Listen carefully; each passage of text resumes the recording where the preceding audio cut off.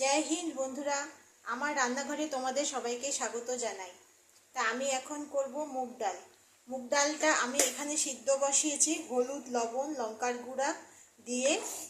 এটাকে আগে একটু তেলে নিয়েছি মুগ ডালটাকে তেলে লবণ, লঙ্কার গুঁড়া দিয়ে, হলুদ দিয়ে আর ছোট ছোট বিনস দিয়েছি।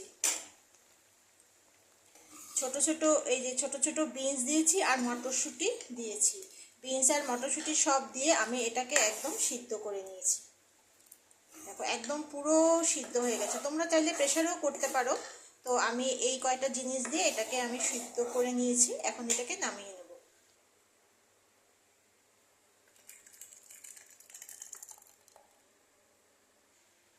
কড়াই বসিয়ে দিয়েছি, এখানে অল্প করে আমি ঘি দিয়ে দেবো। ঘি দিয়ে দিয়েছি, এখানে ঘি দিয়ে দিয়েছি। এখন দেব গোটা জিরা, গোটা শুকনো লঙ্কা, তার সঙ্গে দেবো পেঁয়াজ কুচি দিয়ে এটাকে ভালো করে এটার সঙ্গে মিশিয়ে দেবো।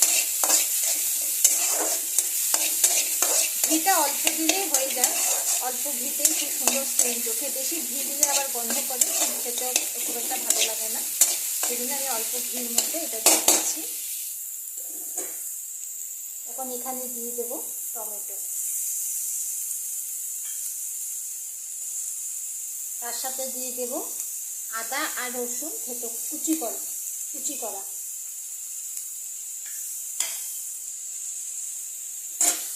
দিয়ে দেবো অল্প করে লবণ, তার সাথে দেবো জিরার গুঁড়া।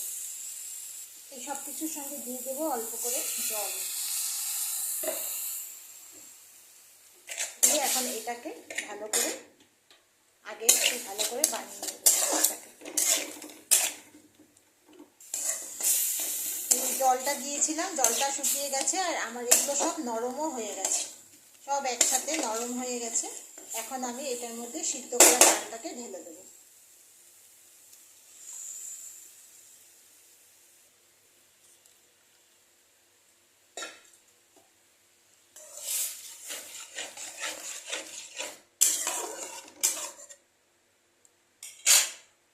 এখন এটার উপরে দিয়ে দেবো চিনি।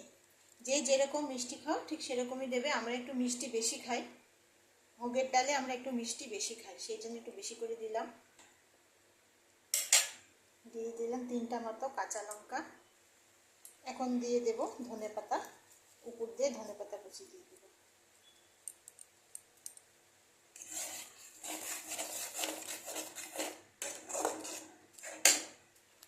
একটু ঘন হয়ে গেছে, একটু গরম জল দিয়ে দেবো। এখন কিন্তু ঠান্ডা জল দেওয়া যাবে না, ঠান্ডা জল দিলে স্বাদটা একদম নষ্ট হয়ে যাবে। দিলে একদম গরম জল। এই যে আমার এটা একদম পুরোপুরি তৈরি হয়ে গেছে গরম গরম ভাতের সঙ্গে। তার সঙ্গে বেগুন ভাজা, এখন তো শীতকালের বেগুন খুব ভালো, বেগুন ভাজা বা বেগুনি বা ফুলকপি বেসন দিয়ে ভাজা, যে কোনো ভাজা বা ঝিরে ঝিরে আলু ভাজা, যে কোনো ভাজা এটার সঙ্গে খেতে খুব ভালো লাগবে। বা এটা এমনিও খেতে পারো, শুধু ডাল দিয়ে মেখে ভাত দিয়েও খেতে পারো, দারুণ লাগবে খেতে। তা আমার এই ভিডিওটা ভালো লেগে থাকলে লাইক, শেয়ার আর সাবস্ক্রাইব করে দিও, পাশে থেকো। চলো আজকের জন্য টাটা।